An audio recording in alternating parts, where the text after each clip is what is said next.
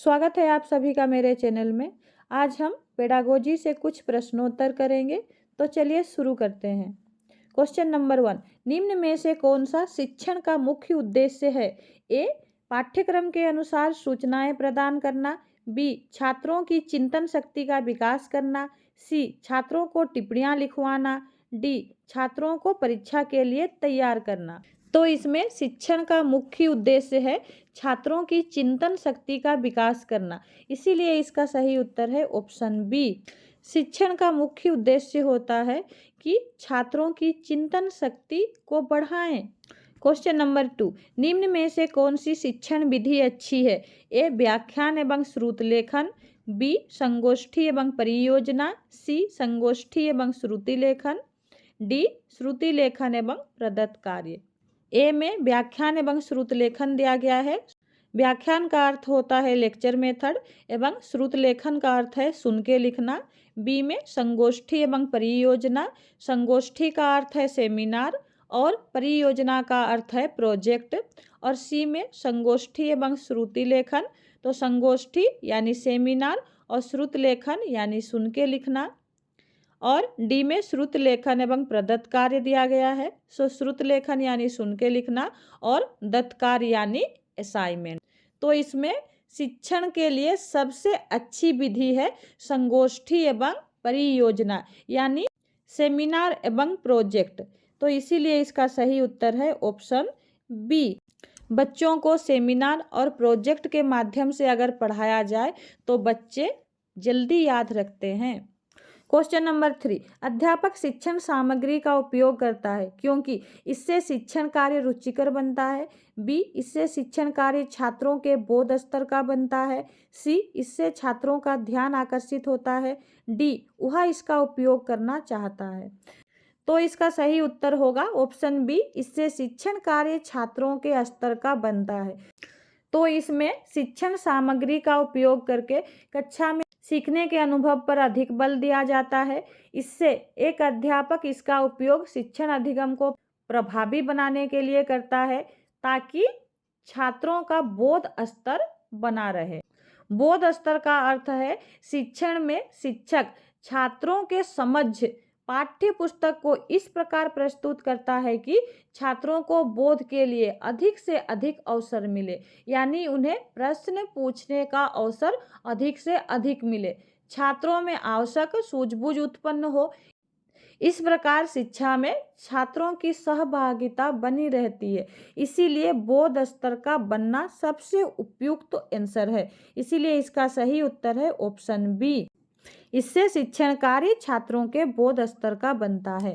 अध्यापक जब शिक्षण सामग्री का उपयोग करता है तो छात्रों में बोध स्तर बना रहता है।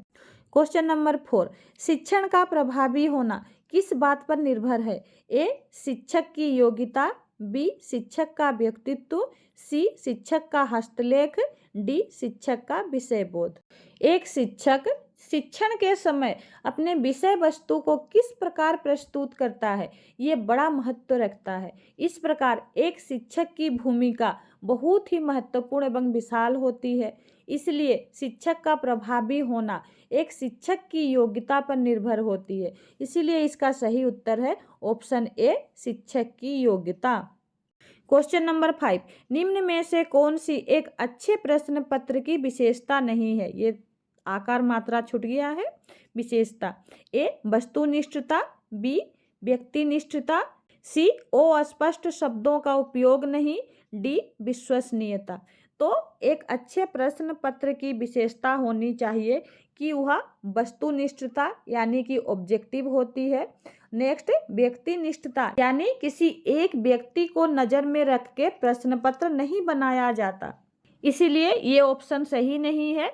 और सी में अस्पष्ट शब्दों का उपयोग नहीं, यानी कि अस्पष्ट शब्दों का उपयोग प्रश्न पत्र में करना चाहिए। नेक्स्ट है विश्वसनीयता। विश्वसनीयता यानी कि उपयुक्त होना या योग्य होना, एक अच्छे प्रश्न पत्र का ये भी एक विशेषता होती है। इसीलिए इसमें जो नहीं है वो है ऑप्शन बी, व्यक्तिनिष्ठता। क्वेश्चन नंबर 6, अध्यापक के समन्वय का प्राथमिक उत्तरदायित्व किसका है? ए, बालकों का। बी प्रिंसिपल का, सी स्वयं अध्यापक का, डी समुदाय का। तो इसमें प्रश्न पूछा है कि अध्यापक के समन्वय का यानी एक दूसरे से तालमेल बिठाना, ये प्रथम उत्तरदायित्व किसका होना चाहिए? तो इसका सही उत्तर होगा ऑप्शन सी स्वयं अध्यापक का। अध्यापक स्वयं छात्रों के साथ सम्मिलित होकर एक दूसरे के साथ तालमेल बिठाएगा। इसमें बालकों या फिर प्रिंसिपल या फिर समुदाय का कोई उत्तरदायित्व नहीं होता है, इसीलिए इसका सही उत्तर है ऑप्शन सी स्वयं अध्यापक का। इसीलिए इसमें अध्यापक के समन्वय का प्राथमिक उत्तरदायित्व स्वयं अध्यापक का ही होता है। क्वेश्चन नंबर 7 उपचारात्मक शिक्षण है। ए शिक्षण में होने वाली कठिनाइयों को जानना, बी विद्यार्थियों की कठिनाइयों को जानकर उनका समाधान निकालना, सी विद्यार्थियों के उच्चारण दोषों को दूर करना, डी लेखन संबंधी दोषों को दूर करना। तो उपचारात्मक शिक्षण यानी रेमेडियल टीचिंग क्या है? तो उपचारात्मक शिक्षण में छात्रों के कारणों का सही पहचान कर उन्हें निदान करना, यानी विद्यार्थियों की कठिनाइयों को जानकर उनका समाधान निकालना। तो इसमें उपचारात्मक शिक्षण यानी कि रेमेडियल टीचिंग में विद्यार्थियों की कठिनाइयों को जानकर उनका समाधान निकालना होता है, उनके कारणों का सही पहचान करना होता है, उसके बाद उनका निदान करना होता है। इसीलिए इसका सही उत्तर है ऑप्शन बी विद्यार्थियों की कठिनाइयों को जानकर उनका समाधान निकालना। पहले निदानात्मक शिक्षण में छात्रों के सीखने संबंधी कठिनाइयों का पता लगाया जाता है, उसके बाद उपचारात्मक शिक्षण में उनका उपचार किया जाता है। इसीलिए इसका सही उत्तर है ऑप्शन बी विद्यार्थियों की कठिनाइयों को जानकर समाधान निकालना। यह है उपचारात्मक शिक्षण का विशेषता। क्वेश्चन नंबर 8 सूक्ष्म यानी माइक्रो अध्यापन अधिक प्रभावशाली है। ए अध्यापन अभ्यास की तैयारी के दौरान, बी अध्यापन अभ्यास के दौरान, सी अध्यापन अभ्यास के बाद, डी प्रत्येक समय। तो इसमें सूक्ष्म यानी माइक्रो टीचिंग अधिक प्रभावशाली होता है अध्यापन अभ्यास के दौरान, इसीलिए इसका सही उत्तर है ऑप्शन बी अध्यापन अभ्यास के दौरान माइक्रो अध्यापन अधिक प्रभावशाली होता है। क्वेश्चन नंबर 9 एक शिक्षक के लिए सर्वाधिक चुनौतीपूर्ण है। ए विद्यार्थियों को गृह कार्य करने के लिए तैयार करना, बी शिक्षण व सीखने की प्रक्रिया को आनंददायक बनाना, सी कक्षा में अनुशासन बनाए रखना, डी प्रश्न पत्र तैयार करना। तो एक शिक्षक के लिए जो सबसे ज़्यादा चुनौतीपूर्ण होता है वह है शिक्षण व सीखने की प्रक्रिया को आनंददायक बनाना, ताकि छात्र किस तरह से मजे लेकर आनंद पूर्वक कक्षा में अध्ययन कर सके। इसीलिए इसका सही उत्तर है ऑप्शन बी। इसके अलावा कक्षा में अनुशासन बनाए रखना, प्रश्न पत्र तैयार करना तथा बच्चों से गृह कार्य करवाना ये भी चुनौतीपूर्ण होता है, लेकिन इसके अलावा सर्वाधिक चुनौतीपूर्ण जो होता है वो है शिक्षण व सीखने की प्रक्रिया को आनंददायक बनाना। क्वेश्चन नंबर 10 जब कोई सामान्य विद्यार्थी कक्षा में अनियंत्रित व्यवहार करे तो आप ए विद्यार्थी को उसी जगह उसी समय खड़ा कर देंगे, बी कक्षा के बाहर विद्यार्थी से बात करेंगे, सी विद्यार्थी को कक्षा छोड़ने के लिए कहेंगे, डी विद्यार्थी की उपेक्षा करेंगे। तो अगर कोई सामान्य विद्यार्थी कक्षा में अनियंत्रित व्यवहार करता है तो उसके साथ क्या करेंगे, एक अध्यापक का कर्तव्य होना चाहिए कि उसे कक्षा से बाहर उस विद्यार्थी से बात की जाए कि वह इस तरह का बर्ताव क्यों कक्षा में कर रहा था। इसीलिए इसका सही उत्तर है ऑप्शन बी कक्षा के बाहर विद्यार्थी से बात करेंगे। और उसकी उपेक्षा करना यानी उसकी निंदा करना ये भी गलत है। विद्यार्थी को कक्षा छोड़ने के लिए कहना ये भी गलत है, और उसको उसी समय खड़ा कर देना ये भी एक शिक्षक का कर्तव्य नहीं होना चाहिए। इसीलिए इसका सही उत्तर है ऑप्शन बी। क्वेश्चन नंबर 11 शिक्षा निम्नलिखित में से किसका एक शक्तिशाली साधन है? ए सामाजिक रूपांतरण का, बी व्यक्तिगत रूपांतरण का, सी सांस्कृतिक रूपांतरण का, डी उपयुक्त सभी। तो इसमें शिक्षा किसका शक्तिशाली संसाधन है? शिक्षा हर जगत को प्रभावशाली बनाता है, इसीलिए इसका सही उत्तर होगा ऑप्शन डी उपयुक्त सभी का। यानी समाज का भी, व्यक्ति का भी और सांस्कृतिक का भी, ये सारे के ऊपर ही शिक्षा का प्रभाव पड़ता है, शिक्षा का असर पड़ता है। क्वेश्चन नंबर 12, जो छात्र कक्षा में सवाल पूछते रहते हैं, उन्हें स्वतंत्र रूप से उत्तर प्राप्त करने के लिए प्रोत्साहित किया जाना चाहिए। बी, कक्षा के बाद अध्यापक से मिलने की सलाह दी जानी चाहिए। सी, उन्हें हमेशा सवाल पूछते रहने को प्रोत्साहित किया जाना चाहिए। डी, व्याख्यान के बीच में बाधा ना डालने की सलाह दी जानी चाहिए। तो जो छात्र कक्षा में सवाल पूछते हैं, उन्हें हमेशा प्रश्न पूछने के लिए प्रोत्साहित करना चाहिए, ना कि उन्हें स्वतंत्र रूप से प्रोत्साहित करना चाहिए। इसीलिए इसका सही उत्तर है ऑप्शन सी, उन्हें हमेशा सवाल पूछते रहने को प्रोत्साहित किया जाना चाहिए। क्वेश्चन नंबर 13, छात्रों की अधिकतम प्रतिभागिता संभव है। ए, परिचर्चा विधि द्वारा। बी, व्याख्यान विधि द्वारा। सी, श्रव्य दृश्य साधनों द्वारा। डी, पाठ्य पुस्तक विधि द्वारा। यानी कौन सा विधि को शिक्षक अपनाए कि छात्र ज्यादा से ज्यादा हिस्सेदारी ले सके। तो परिचर्या विधि यानी कि डिस्कशन मेथड। तो इसका सही उत्तर है ऑप्शन ए, परिचर्चा विधि द्वारा। इस विधि द्वारा प्रत्येक छात्र को अधिगम की प्रक्रिया में अपने विचार व्यक्त करने की अनुमति प्रदान करती है।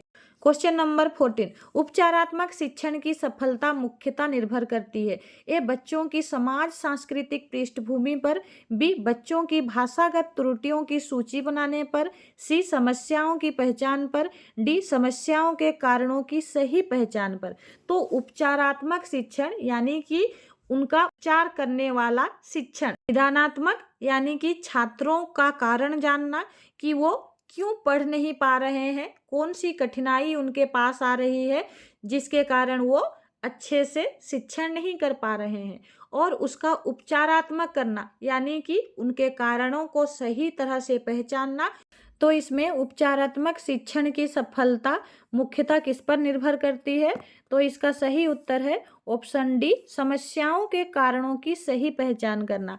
अगर समस्या का सही कारण ही पहचान नहीं पाएंगे तो उनका उपचार कैसे करेंगे। इसीलिए इसका सही उत्तर है ऑप्शन डी, समस्याओं के कारणों की सही पहचान करना। जब तक सही पहचान नहीं कर पाएंगे उसका उपचार हम नहीं कर पाएंगे। क्वेश्चन नंबर 15, आपकी राय में विद्यालयों में एनएसएस का प्रशिक्षण क्यों दिया जाता है। ए, इससे नौकरी मिलने में सहायता मिलती है। बी, इससे शरीर पुष्ट रहता है। सी, इससे देश की रक्षा हेतु छात्रों का सर्वांगीण विकास किया जाता है। डी, उपयुक्त सभी प्रकार की प्राप्ति में सहायक है। तो विद्यालयों में एनएसएस का प्रशिक्षण इसलिए दिया जाता है ताकि देश की रक्षा हेतु छात्रों का सर्वांगीण विकास किया जा सके। इसीलिए इसका सही उत्तर है ऑप्शन सी। क्वेश्चन नंबर 16, अध्यापन में सबसे अनावश्यक कारक कौन है। ए, छात्रों को दंड देना। कक्षा में अनुशासन रखना। सी, प्रभावशाली ढंग से व्याख्यान देना। डी, ब्लैक बोर्ड पर चित्र और रेखा चित्र बनाना। तो इसमें अध्यापन के दौरान यानी कि शिक्षण के दौरान सबसे अनावश्यक जो आवश्यक कारक नहीं है वह क्या है। तो इसमें छात्रों को दंड देना ये बिल्कुल भी आवश्यक नहीं है, ये अनावश्यक कारक है। और कक्षा में अनुशासन बनाए रखना ये आवश्यक है। प्रभावशाली ढंग से व्याख्यान देना यानी कि लेक्चर देना ये भी सही है। और ब्लैक बोर्ड पर चित्र और रेखा चित्र बनाना ये भी सही है। लेकिन जो सही नहीं है, जो आवश्यक नहीं है, जो उचित नहीं है वो है छात्रों को दंड देना। इसीलिए तो इसका सही उत्तर है ऑप्शन ए, छात्रों को दंड देना, जो कि अनावश्यक कारक है। क्वेश्चन नंबर 17, उपचारात्मक शिक्षण का आधार निम्नलिखित में से कौन सा है। ए, स्व परीक्षण। बी, पाठ्यपुस्तक परीक्षण। सी, निदानात्मक परीक्षण। डी, व्याख्यान परीक्षण। तो उपचारात्मक शिक्षण का आधार स्व परीक्षण नहीं हो सकता। अगर छात्र अगर खुद से अपना परीक्षण कर लेता तो फिर उपचारात्मक शिक्षण का जरूरत ही नहीं है। पाठ्यपुस्तक परीक्षण द्वारा भी उपचारात्मक शिक्षण नहीं किया जा सकता। निदानात्मक परीक्षण द्वारा उपचारात्मक शिक्षण किया जा सकता है। निदानात्मक यानी कि निदानात्मक शिक्षण द्वारा बालकों की सीखने संबंधी कठिनाइयों का पता लगाया जाता है और अगर एक बार पता लग गया तो उसका उपचार भी कर सकते हैं। इसीलिए इसका सही उत्तर है ऑप्शन सी, निदानात्मक। क्वेश्चन नंबर 18, निम्नलिखित में से कौन सा मूल्यांकन को इंगित करता है? ए, राम को 200 में से 45 अंक प्राप्त हुए। बी, मोहन को अंग्रेजी में 38% अंक प्राप्त हुए। सी, श्याम अंतिम परीक्षा में प्रथम श्रेणी में पास हुआ। डी, उपयुक्त सभी। तो इनमें से मूल्यांकन को इंगित करता है यानी कि मूल्यांकन को दर्शाता है, तो इसका सही उत्तर है ऑप्शन डी, उपयुक्त सभी। ए, बी, सी सभी ही मूल्यांकन को दर्शाते हैं, उसको इंगित करते हैं, इसीलिए इसका सही उत्तर है ऑप्शन डी। क्वेश्चन नंबर 19, अधोलिखित में से अध्यापन कौशल किसमें है? ए, श्यामपट लेखन। बी, प्रश्न करना। सी, समझाना। डी, उपयुक्त सभी। तो अधोलिखित यानी कि नीचे लिखा हुआ, तो नीचे लिखे हुए ऑप्शन में से अध्यापन कौशल कौन सा है? तो एक अध्यापक का जो कौशल होता है वो है श्यामपट लेखन भी होता है, प्रश्न करना भी होता है, समझाना भी होता है। तो ये सारे के सारे कौशल ही एक अध्यापक के लिए जरूरी है, इसीलिए इसका सही उत्तर है ऑप्शन डी, उपयुक्त सभी। क्वेश्चन नंबर 20, उपचारात्मक शिक्षण को सफल बनाने के लिए निम्नलिखित में से किसका सहारा लिया जाता है? दृश्य श्रव्य साधनों का, शिक्षण विधियों का, अभ्यास कार्य का, ये सभी। तो उपचारात्मक शिक्षण को सफल बनाने के लिए टीचिंग लर्निंग मेथड का उपयोग किया जाता है, इसीलिए इसका सही उत्तर है ऑप्शन डी, ये सभी। दृश्य श्रव्य साधन का भी उपयोग किया जाता है, शिक्षण विधियों का भी उपयोग किया जाता है और अभ्यास कार्य का भी उपयोग किया जाता है, इसीलिए इसका सही उत्तर है ऑप्शन डी, ये सभी। उपचारात्मक शिक्षण यानी कि उपचार करना और निदानात्मक छात्रों की कठिनाइयों को जानना। क्वेश्चन नंबर 21, निम्नलिखित में से एक विकल्प चुनिए जिसे आप उस समय सर्वोचित समझते हैं जबकि छात्र अपनी कक्षा में ध्यान नहीं दे रहे हैं। ऑप्शन ए, इस समस्या की उपेक्षा। बी, छात्रों को दंड दीजिए। सी, छात्रों को ध्यान देने के लिए कहिए। डी, कारण समझिए। तो अगर एक छात्र कक्षा में ध्यान नहीं दे रहा है तो एक शिक्षक होने के नाते सबसे पहले उसका कारण समझना चाहिए, इसीलिए इसका सही उत्तर है ऑप्शन डी, कारण समझिए, ना कि बिना कारण जाने हुए बच्चों को दंड देना चाहिए। क्वेश्चन नंबर 22, आज के भ्रष्टाचार, नकल, बेईमानी और अनुशासनहीनता के वातावरण में एक चिंतित अध्यापक के रूप में आप क्या चाहेंगे? ए, बहुत सी बातों को अनदेखा करने की आदत विकसित की जाए। बी, तटस्थ रहकर कार्य किया जाए। सी, अपने कार्य को ईमानदारी से किया जाए। डी, समय के बहाव के साथ चला जाए। तो आजकल के भ्रष्टाचार, नकल और बेईमानी और अनुशासनहीनता के वातावरण में एक अध्यापक को चाहिए कि वो अपने कार्य को ईमानदारी से करे, इसीलिए इसका सही उत्तर है ऑप्शन सी, अपने कार्य को ईमानदारी से किया जाए। क्वेश्चन नंबर 23, शिक्षा उत्तम वही है जो ए, व्यक्ति को नौकरी दिला सके। बी, धर्म की रक्षा कर सके। सी, व्यक्ति का सर्वांगीण विकास कर सके। डी, व्यक्ति को विद्वान बना सके। शिक्षा तभी उत्तम होता है जब एक व्यक्ति का सर्वांगीण विकास कर सके, तो इसीलिए इसका सही उत्तर है, शिक्षा केवल नौकरी दिलाने के लिए नहीं होता या फिर धर्म की रक्षा करने के लिए भी नहीं होता या फिर व्यक्ति को विद्वान बना सके इसलिए भी नहीं होता, वो व्यक्ति का हर रूप में विकास करना चाहता है, तो इसीलिए इसका सही उत्तर है ऑप्शन सी, व्यक्ति का सर्वांगीण विकास कर सके तभी वह शिक्षा उत्तम शिक्षा कहलाता है। क्वेश्चन नंबर 24, शिक्षा सर्वाधिक सहायक है व्यक्ति के ए, सामाजिक विकास में। बी, मानसिक विकास में। सी, नैतिक विकास में। डी, सर्वांगीण विकास में। तो एक शिक्षा तभी एक व्यक्ति के लिए सहायक सिद्ध होता है जब उसका सर्वांगीण विकास हो, यानी कि वो समाज के क्षेत्र में भी, मानसिक रूप में भी और नैतिक रूप में भी वह पूरे क्षेत्र में विकास कर सके, इसीलिए इसका सही उत्तर है ऑप्शन डी, सर्वांगीण विकास में। एक शिक्षा तभी सहायक बन सकता है जब व्यक्ति का सर्वांगीण विकास हो। क्वेश्चन नंबर 25, शिक्षा के लिए उपयुक्त है ए, वर्तमान परीक्षा प्रणाली। बी, सेमिस्टर पद्धति। सी, 100 पुस्तक परीक्षा। डी, वस्तुनिष्ठ परीक्षा। तो एक शिक्षा के लिए सबसे जो उपयुक्त प्रणाली है वो है सेमिस्टर पद्धति। इसीलिए हमारा जो नया एनईपी आ रहा है उसमें सेमिस्टर पद्धति को अपनाया गया है। इसीलिए इसका सही उत्तर है ऑप्शन बी, सेमिस्टर पद्धति। ये छात्रों के लिए सबसे सुविधाजनक और उपयुक्त है। क्वेश्चन नंबर 26, अध्यापक की सर्वाधिक महत्वपूर्ण विशेषता है समाज सेवा, देशभक्ति, कठोर परिश्रम और विषय ज्ञान। एक अध्यापक के लिए जो सबसे ज़्यादा महत्वपूर्ण है, सबसे ज़्यादा जरूरी है, वो है विषय ज्ञान। उस शिक्षक को उस विषय के अंतर्गत पूरी जानकारी होनी चाहिए, ना कि समाज सेवा और ना ही देशभक्ति और ना ही कठोर परिश्रम, ये सारे चाहिए, बल्कि विषय का ज्ञान होना एक अध्यापक के लिए सबसे महत्वपूर्ण है। इसीलिए इसका सही उत्तर है ऑप्शन डी, विषय ज्ञान। एक अध्यापक की सर्वाधिक महत्वपूर्ण विशेषता जो है वो है विषय ज्ञान। क्वेश्चन नंबर 27, शिक्षक यदि पाठ्य पुस्तकों के अतिरिक्त अन्य पुस्तकों को भी पढ़ाता है तो ए, उसके समय का सदुपयोग होता है, बी, उसका ज्ञान सर्वांगीण हो जाता है, सी, अनुसंधान कार्य में सहायता मिलती है, डी, आत्मसंतोष प्राप्त होता है। तो इसमें शिक्षक यदि पाठ्य पुस्तकों के अतिरिक्त वो अन्य पुस्तकों को भी पढ़ता है तो उसका ज्ञान का सर्वांगीण विकास हो जाता है। इसीलिए इसका सही उत्तर है ऑप्शन बी, उसका ज्ञान सर्वांगीण हो जाता है। क्वेश्चन नंबर 28, आप अपने छात्रों के साथ कैसा संबंध रखना चाहते हैं? ए, मित्रवत, बी, पुत्रवत, सी, एक अपरिचित व्यक्ति जैसा, डी, छात्र की जैसी आयु होगी वैसी ही संबंध रखेंगे। तो एक छात्र के साथ शिक्षक का संबंध कैसा होना चाहिए?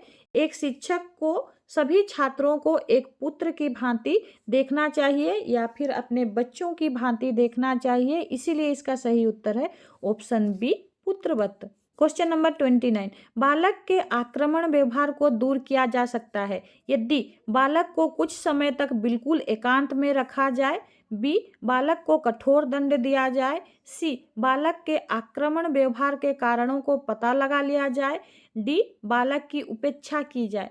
तो बालक एक आक्रमण व्यवहार अगर कर रहा है तो पहले उस बालक के आक्रमण व्यवहार के कारणों को पता लगाना चाहिए। इसीलिए इसका सही उत्तर है ऑप्शन सी, बालक के आक्रमण व्यवहार के कारणों को पता लगा लिया जाए तो फिर उस बालक के साथ बातें करके उस आक्रमण व्यवहार का निदान किया जा सकता है।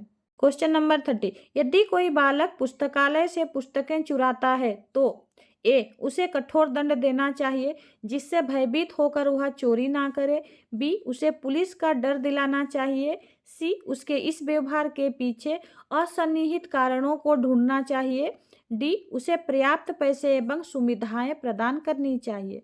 तो एक बालक यानी एक छात्र अगर वो पुस्तकालय से, लाइब्रेरी से पुस्तकें चुराता है तो उस छात्र से इस व्यवहार के लिए उसके कारणों को पूछना चाहिए या ढूंढना चाहिए कि वो किस कारण बस पुस्तकालय से पुस्तकें चुरा रहा है। तो इसीलिए इसका सही उत्तर है ऑप्शन सी, उसके इस व्यवहार के पीछे सन्निहित यानी कि छिपा हुआ कारण को ढूंढना चाहिए। क्वेश्चन नंबर 31, बालकों के व्यवहार परिवर्तन के लिए सर्वाधिक प्रभावकारी उपाय है? ए, पुरस्कार, बी, शारीरिक दंड, सी, मधुर परामर्श, डी, घर से निष्कासन। तो बालक के व्यवहार परिवर्तन के लिए सर्वाधिक जो प्रभावकारी उपाय है वो है मधुर परामर्श। उसे मधुर भाषा में परामर्श देके उसे समझाने से बालक का व्यवहार में परिवर्तन हो सकता है, ना कि उसे पुरस्कार देने से और ना ही उसे शारीरिक दंड देने से और ना ही उसे घर से निकालने से वो व्यवहार में परिवर्तन आ सकता है। सिर्फ और सिर्फ उससे अच्छे से बात करके मधुर भाषा में उसे परामर्श देने से उसके व्यवहार में परिवर्तन आ सकता है। इसीलिए इसका सही उत्तर है ऑप्शन सी, मधुर परामर्श। क्वेश्चन नंबर 32, कक्षा में अनुशासन बनाए रखने के लिए सर्वाधिक प्रभावी उपाय है? ए, अनुशासनहीन छात्रों का निष्कासन कर देना चाहिए, बी, शिक्षण कार्य आदि रोचक हो तो अनुशासनहीनता स्वयं समाप्त हो जाएगी, सी, अनुशासनहीन छात्रों को विशिष्ट सुविधाएं प्रदान करके उन्हें प्रसन्न रखना चाहिए, डी, अनुशासनहीन छात्रों के अभिभावक को सूचित करना चाहिए। तो इसमें कहा गया है कि कक्षा में अनुशासन बनाए रखने के लिए सर्वाधिक प्रभावशाली जो उपाय है वो है शिक्षण कार्य आदि को रोचक बना दे, तो बच्चे अनुशासन में रहेंगे, उन्हें शिक्षण के दौरान मजा आएगा और वो अनुशासनहीन नहीं होंगे, वो अनुशासन में ही रहेंगे। इसीलिए इसका सही उत्तर है ऑप्शन बी, शिक्षण यदि रोचक हो या आकर्षक हो तो बच्चे अनुशासन में ही रहते हैं, तो इससे अनुशासनहीनता स्वयं समाप्त हो जाएगी। क्वेश्चन नंबर 33, बालकों को परिश्रम करने के लिए प्रेरित करने का सर्वोत्तम उपाय है। ए, स्वयं परिश्रम किया जाए जिसे देख करके बालक स्वतः प्रेरित होंगे।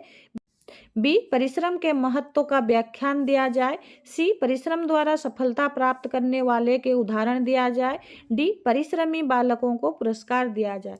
तो बालकों को परिश्रम करने के लिए, उन्हें उत्साहने के लिए, उन्हें प्रेरित करने के लिए सबसे अच्छा उपाय है स्वयं परिश्रम किया जाए, जिसे बच्चे स्वतः देख के वो प्रेरित हो जाएंगे। यानी कि बच्चे हमेशा बड़ों का अनुकरण करते हैं, बड़ों से ही सीखते हैं। इसीलिए अगर बड़े परिश्रम करेंगे तो छोटे अपने आप ही वो देख के परिश्रम करना स्टार्ट कर देंगे। इसीलिए इसका सही उत्तर है ऑप्शन ए, स्वयं परिश्रम किया जाए जिसे देखकर बालक स्वतः प्रेरित होंगे। क्वेश्चन नंबर 34, आपके कुछ साथी आपके सामने कक्षा अध्यापक को अपशब्द कहते हैं। ए, संबंधित अध्यापक से तुरंत शिकायत करेंगे। बी, साथियों को समझाने का प्रयास करेंगे कि यह अनुचित है। सी, साथियों को इस व्यवहार के कारणों का पता लगाएंगे। डी, बिल्कुल तटस्थ रहेंगे, यानी कि एक साइड रहेंगे।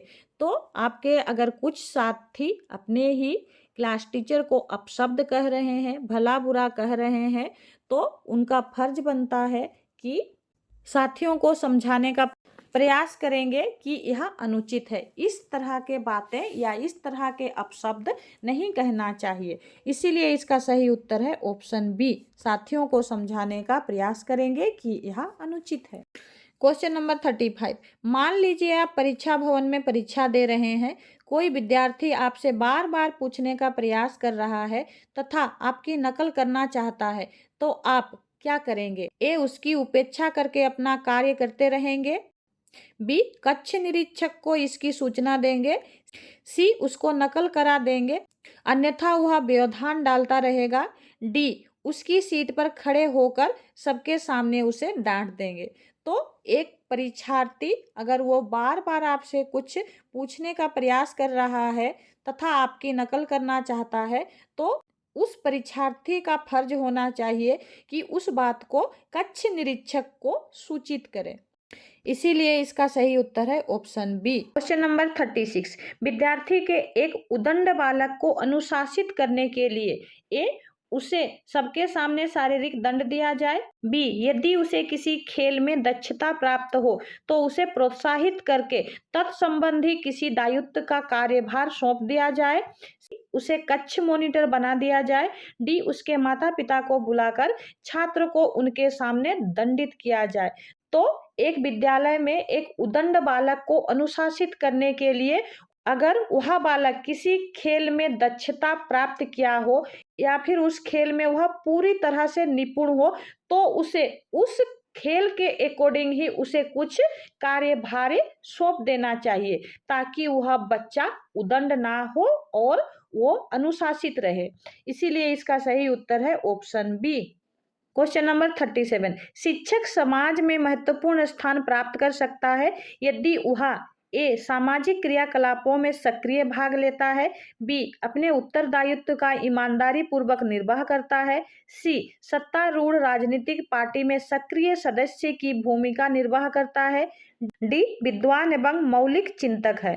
तो एक शिक्षक समाज में तभी महत्वपूर्ण स्थान प्राप्त कर सकता है जब वह अपना उत्तरदायित्व ईमानदारी पूर्वक कार्य पूरा करे। तो इसमें शिक्षक एक समाज में अपना महत्वपूर्ण स्थान प्राप्त करने के लिए अपने उत्तरदायित्व का ईमानदारी पूर्वक निर्वाह करना चाहिए। इसीलिए इसका सही उत्तर है ऑप्शन बी, अपने उत्तरदायित्व का ईमानदारी पूर्वक निर्वाह करे, यानी कि वो क्रियाकलाप करे। क्वेश्चन नंबर 38, सफल शिक्षक वह है ए, जिसका अनुशासन अत्यंत कठोर है। बी, जो कक्षा में विद्यार्थियों का पर्याप्त मनोरंजन करता है। सी जिसकी अभिव्यक्ति प्रभावकारी है, डी जो विषय का गहन ज्ञान रखता है।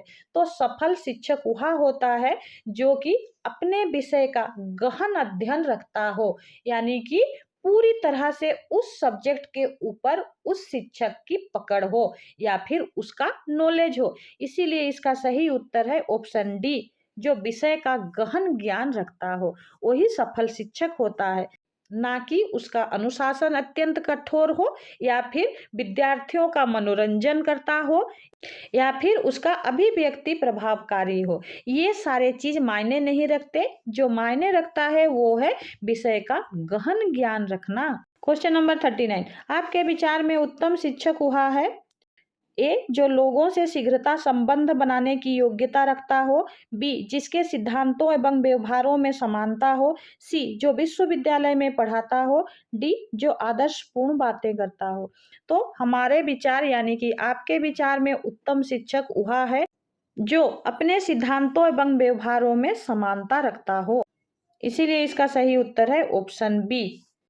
क्वेश्चन नंबर 40, अच्छी शिक्षा पद्धति वह है जो समाज के प्रत्येक वर्ग के बालक को एक साथ अध्ययन का अवसर प्रदान करती है, बी जिसमें धन के आधार पर शिक्षा व्यवस्था की जाती है, सी विभिन्न वर्ग के बालकों के शिक्षण की व्यवस्था के लिए विभिन्न स्तरों की शिक्षा संस्थाएं रखती हैं, डी जिसमें ट्यूशन के बिना काम नहीं चलता है।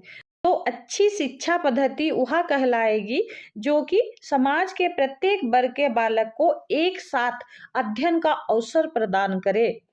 इसीलिए इसका सही उत्तर है ऑप्शन ए, समाज के प्रत्येक वर्ग के बालक को एक साथ अध्ययन का अवसर मिले, मौका मिले। क्वेश्चन नंबर 41, अपने विद्यालय के किसी छात्र का मूल्यांकन आप किस आधार पर करेंगे, ए वार्षिक परीक्षा में प्राप्त अंकों के आधार पर, बी नियमित एवं निष्ठावान छात्र के रूप में, सी विद्यालय की सहगामी क्रियाओं में लिए गए भागों के आधार पर, डी नियमितता, परिश्रम, सहगामी क्रियाओं की सहभागिता एवं परीक्षा के अंकों पर। तो अपने विद्यालय के किसी छात्र का मूल्यांकन नियमितता, परिश्रम तथा सहगामी क्रियाओं की सहभागिता एवं परीक्षा के अंकों पर किया जाता है कि वो किस तरह से वो स्कूल को आ रहा है, वो कितना परिश्रमी है तथा वो दूसरों के साथ किस तरह का व्यवहार करके वो अपने क्रियाकलापों को कर रहा है, और उसके साथ साथ परीक्षा के अंकों पर भी उस छात्र का मूल्यांकन किया जाता है। इसीलिए इसका सही उत्तर है ऑप्शन डी। क्वेश्चन नंबर 42, विकलांग विद्यार्थियों के समुचित विकास के लिए, ए उन्हें सामान्य विद्यार्थियों से अलग शिक्षा देनी चाहिए, बी उन्हें विशेषज्ञों द्वारा शिक्षा प्रदान करानी चाहिए, सी उन्हें सामान्य विद्यार्थियों के साथ ही विशेष तौर पर शिक्षा देनी चाहिए, डी उसके माता पिता को विशेष रूप से प्रशिक्षित करना चाहिए जिससे उनका सही ढंग से लालन पालन कर सके। तो एक विकलांग विद्यार्थी के विकास के लिए उन्हें सामान्य विद्यार्थियों के साथ ही बैठाना चाहिए और उसे विशेष तौर पर उन्हीं के साथ ही शिक्षा प्रदान करनी चाहिए। इसीलिए इसका सही उत्तर है ऑप्शन सी, उन्हें सामान्य विद्यार्थियों के साथ ही विशेष तौर पर शिक्षा देनी चाहिए।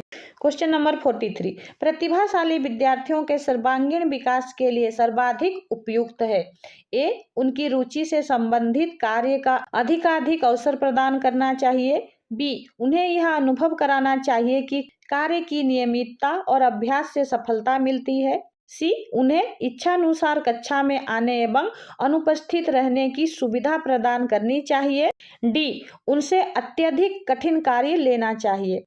तो एक प्रतिभाशाली विद्यार्थी के सर्वांगीण विकास के लिए उनके रुचि से संबंधित कार्य उन्हें सौंपना चाहिए तथा अधिकाधिक अवसर प्रदान करना चाहिए, ज्यादा से ज्यादा अवसर दिलाना चाहिए ताकि वो अपनी प्रतिभा में और ज्यादा निखर के आए।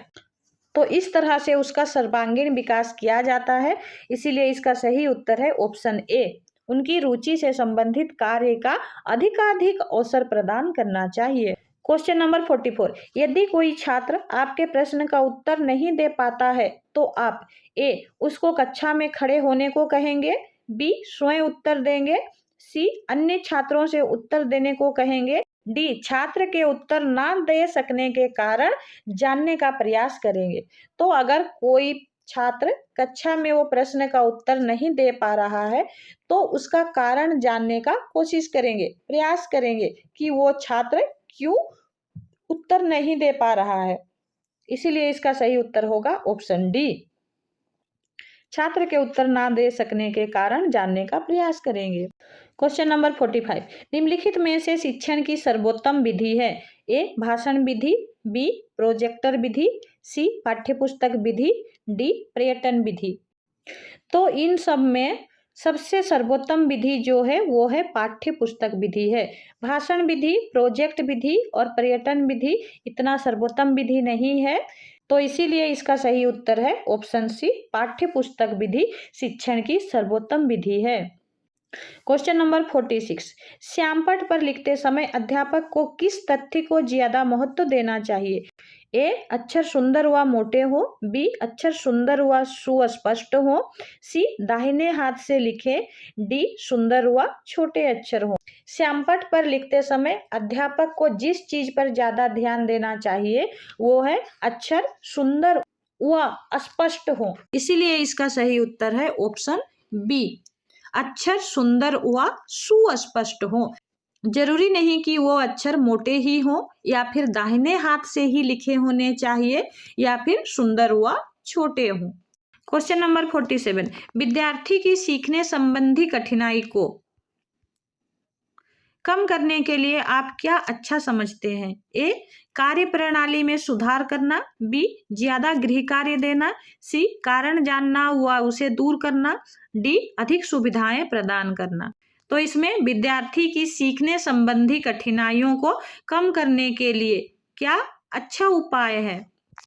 तो इसमें विद्यार्थियों की सीखने संबंधी कठिनाइयों को कम करने के लिए उनका कारण जानना जरूरी है, तभी जाके उसे दूर कर सकते हैं। एक शिक्षक के लिए उसका कारण जानना जरूरी है, तभी वो शिक्षक उस छात्र की कठिनाइयों को दूर कर सकता है कि वो सीख क्यों नहीं पा रहा है। इसीलिए इसका सही आंसर है ऑप्शन सी, कारण जानना हुआ उसे दूर करना। क्वेश्चन नंबर 48, रटने से सबसे गंभीर हानि क्या होती है? ए अच्छे अंक नहीं मिल पाते, बी सिर में दर्द होने लगता है, सी कुछ अनावश्यक बातें भी याद हो जाती हैं, डी मौलिक चिंतन में बाधा पड़ती है। तो रटने से जो सबसे गंभीर यानी कि सबसे ज्यादा हानि जो होती है, मौलिक चिंतन में बाधा पड़ती है, यानी कि थिंकिंग नहीं आता है। तो रटने से एक विद्यार्थी को सबसे ज्यादा जो हानि होती है कि वह रचनात्मक सोच नहीं कर पाता है, उसके मन में एक्स्ट्रा थिंकिंग नहीं आती है, वह जितना रटा रहता है उतना ही बोल या लिख पाता है, वह मन से कुछ भी बोल या लिख नहीं पाता, इसीलिए उसका मौलिक चिंतन में बाधा पड़ती है। यही रटने की सबसे गंभीर हानि है, इसीलिए इसका सही उत्तर है ऑप्शन डी, मौलिक चिंतन में बाधा पड़ती है। क्वेश्चन नंबर 49, कोई अभिभावक किसी शिक्षक की शिकायत उस शिक्षक के ही सामने प्रधानाचार्य से करता है, शिक्षक को क्या करना चाहिए? ए समस्या को समझाने का प्रयास, बी छात्र को कक्षा में चेतावनी, सी बाद में प्राचार्य से बात करे, डी अभिभावक को डांट दे। अगर कोई अभिभावक किसी शिक्षक की शिकायत उसी के सामने अपने प्रधानाचार्य या प्रिंसिपल से करता है तो उस समय शिक्षक को उस छात्र के साथ क्या करना चाहिए? तो उस समय शिक्षक का फर्ज है कि समस्या को समझने का प्रयास करना चाहिए, इसीलिए इसका सही उत्तर है ऑप्शन ए, समस्या को समझने का प्रयास। क्वेश्चन नंबर 50, कमजोर विद्यार्थी के शैक्षिक स्तर को कैसे ऊपर उठाएंगे? ए अच्छे विद्यार्थियों की सहायता से, बी अधिक समय देकर, सी प्रधानाध्यापक को सूचना देकर, डी अभिभावक को सूचित करके। तो एक कमजोर विद्यार्थी अगर शैक्षिक स्तर से उसको कोई शिक्षक ऊपर उठाना चाहता है तो उस शिक्षक का फर्ज है कि उसे अधिक समय दे, अधिक से अधिक समय देकर उस कमजोर विद्यार्थी के शैक्षिक स्तर को ऊपर उठाया जा सकता है, इसीलिए इसका सही उत्तर है ऑप्शन बी, अधिक समय देकर। धन्यवाद।